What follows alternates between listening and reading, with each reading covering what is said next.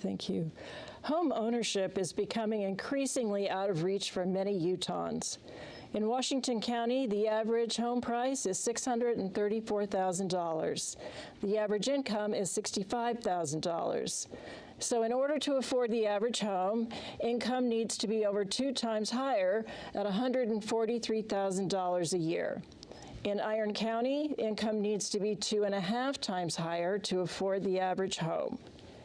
Does the federal government have a role to play in increasing affordable housing in Utah? The federal government has no place in deciding on affordable housing for Utah at all.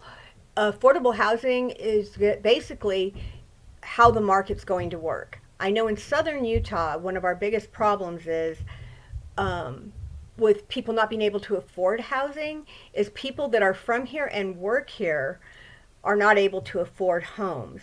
And that is because we have people coming in from other states that have sold their homes there for exorbitant amounts of money, and they come here, and what it has done is it has raised the prices of our homes to where they're not affordable by people that are actually from here and working here. So I think that if the market was able to adjust itself, that people would again be able to afford homes. I think we're in a bubble right now.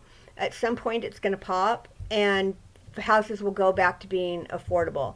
I know the home that I live in is worth 5 times what we paid for it when we bought it a little over 10 years ago.